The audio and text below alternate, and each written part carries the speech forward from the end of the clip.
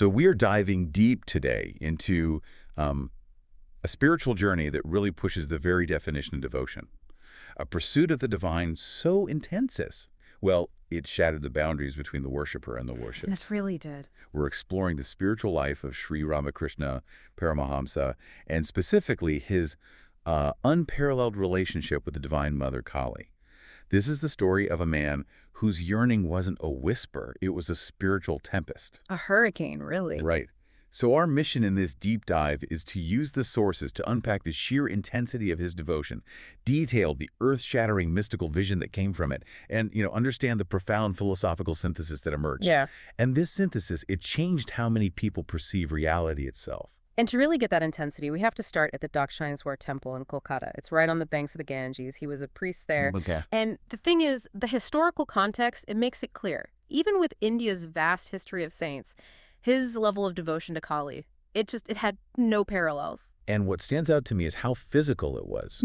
This wasn't just quiet internal prayer. Not at all. I mean, in his early days, he would be so overwhelmed just by the thought of the mother that he would leap up, he'd sing, dance, and enter this state of agitation that, well, eyewitnesses just called it going berserk. Wow.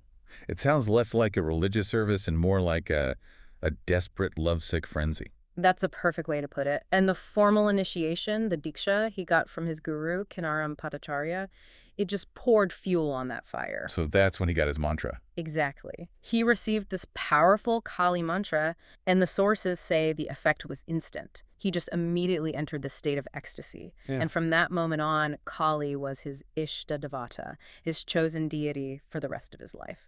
Okay, so let's focus on his routine after that initiation because it shows the method behind the madness, so to speak. Right. He'd perform the mandatory daily worship, very dutifully, but the second the formal rites were done, his real practice started. He wouldn't even leave the inner sanctum. No, he'd just sit there gazing. Just gazing raptly at the idol of Kaali, just absorbing himself completely in her presence, basically ignoring all the other practical duties of a priest. And then, as the sun went down, it only got more intense. We have these accounts of his nightly routine in the Panchavati Grove, right there on the temple grounds. And that's a significant spot, isn't it? Oh, it's crucial. It was the same spot where the great Bengali devotee Shri Ramprasad Sen had meditated centuries earlier. Ramakrishna would go there, meditate on the mantra, and just weep.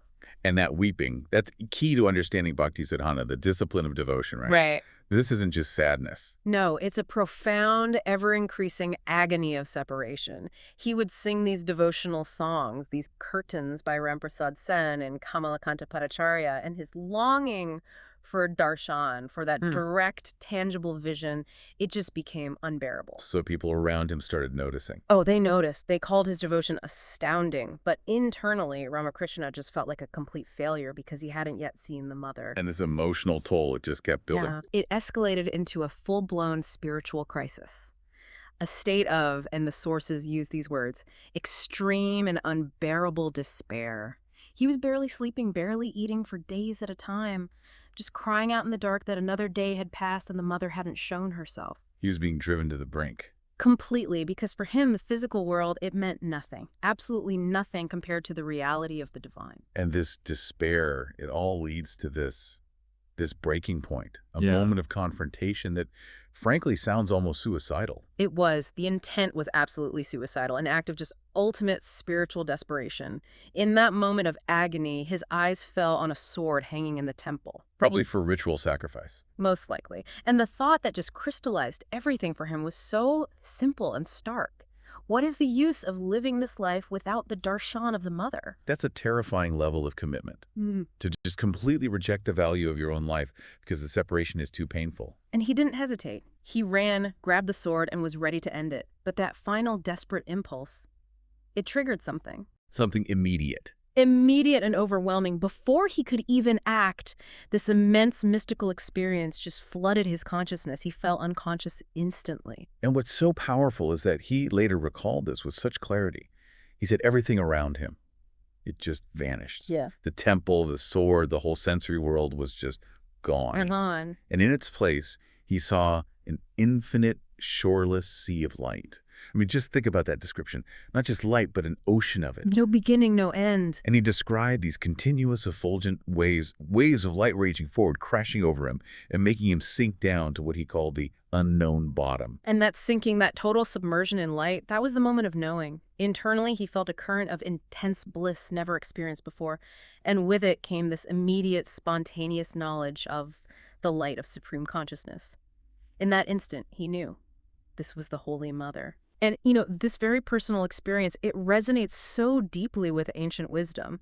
You can connect it right back to that Sanskrit verse from the Devi Mahatmyam.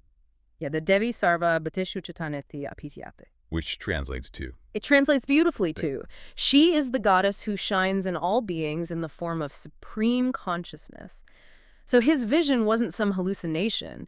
It was a direct, realized validation of this fundamental truth. So he grounds this personal, almost frenzied experience in this vast, non-dual tradition. Exactly. But the physical aftermath was dramatic. People found him lying there unconscious, just muttering the word Ma over and over. And this wasn't a fleeting thing. He stayed in that state for nearly 2 full days. 2 days. The rest of that day and the entire next day before he slowly came back to what we'd call normal consciousness. And when he did, he was a fundamentally different person. Absolutely. The sources say his life after that was one of perpetual contact and communion. He knew Kaali's existence utterly, directly, constantly. He would describe his state as just hovering in the ocean of bliss. The search was over. And this is where we get to the critical philosophical shift, which might be the most revolutionary part of his entire teaching. Oh.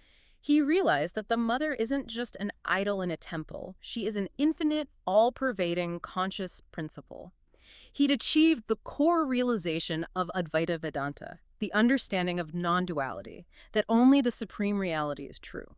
Okay, but traditional Advaita often tends to dismiss the physical world, right, as Maya or illusion, something you have to transcend or just ignore. Precisely. And that's where Ramakrishna creates a whole new pathway. He didn't dismiss the world. He realized that the Maya of Advaita wasn't an illusion to be escaped. It was the manifestation of the Divine Mother herself. So he's essentially bridging pure, formless oneness with this energetic relational reality. He's saying the world is real because it's the playful expression of the mother's power, her Shakti. That is a perfect way to put it. He successfully synthesized the non-dual culmination of Advaita Vedanta with the active divine feminine of Shakti Tantra.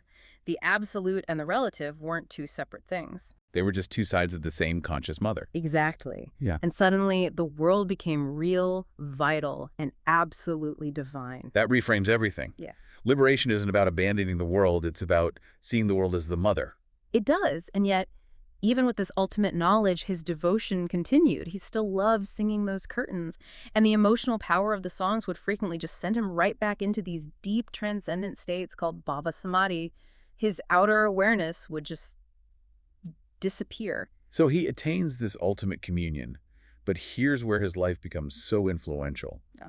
He didn't keep this light to himself. Yeah. He could, astonishingly, impart that same direct experience, the darshan, to other people. Which is incredible to think about. And the most famous example, of course, was Swami Vivekananda, who started out as a complete skeptic demanding proof. Well, the sources say that through the Master's grace, Vivekananda felt the consciousness of Kaali literally descend into the idol at Dakshineswar. He experienced what he called the descent of eternal Kaali consciousness. It was so overwhelming that Ramakrishna had to gently touch him just to bring him back to a functioning state. the ability to just transfer realization like that, it's mind-boggling. Mm-hmm. But there's another story that might be even more dramatic, involving his nephew, Friday. Yes, Friday.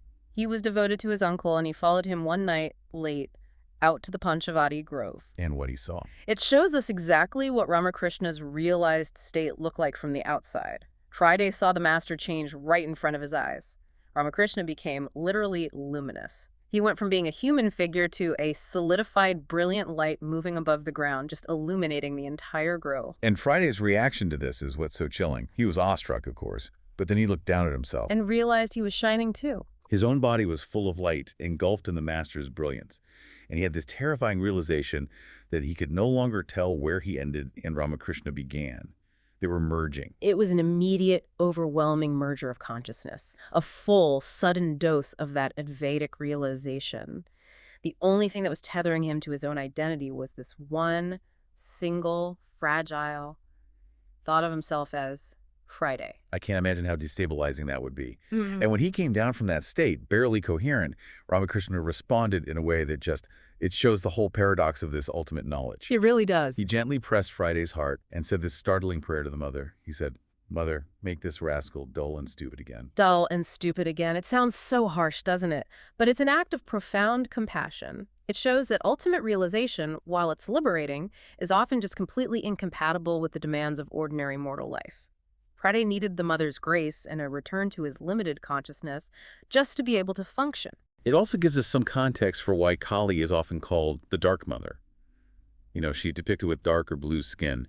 If her consciousness is this blinding, overwhelming light, why the darkness? That's because the darkness is so often misinterpreted. She's called dark, not because darkness is her true quality, but because our mortal, limited eyes cannot afford to see her effulgence. The sources are clear.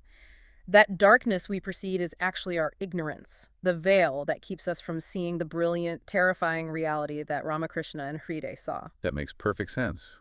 And the narrative of his life, it comes full circle in his final moments. His very last words before leaving his body were just, "Ma, Kaali, Kaali, Kaali." He lived it to the very end. His journey from that unbearable despair to eternal conscious communion, it's the ultimate proof of the path of bhakti sadhana. He showed that rigorous philosophy and overwhelming devotion aren't separate paths. They're two sides of the same liberated existence. He really is an eternal example of the power and grace of Ma Kaali. He didn't just preach it, he manifested it. He left us a blueprint. A blueprint for bridging the non-dual and the world of action. Exactly. So let's leave you with one final thought to mull over, tying back to that incident with writing. If a momentary glimpse of ultimate enlightenment is so profoundly disruptive that a great saint had to pray for his nephew to become dull and stupid again, what does this suggest about the fundamental purpose of human consciousness? Is the goal of spiritual practice to integrate realization into everyday life? Or is ultimate realization inherently a step outside the confines of ordinary mortal existence? Something for you to chew on until next time.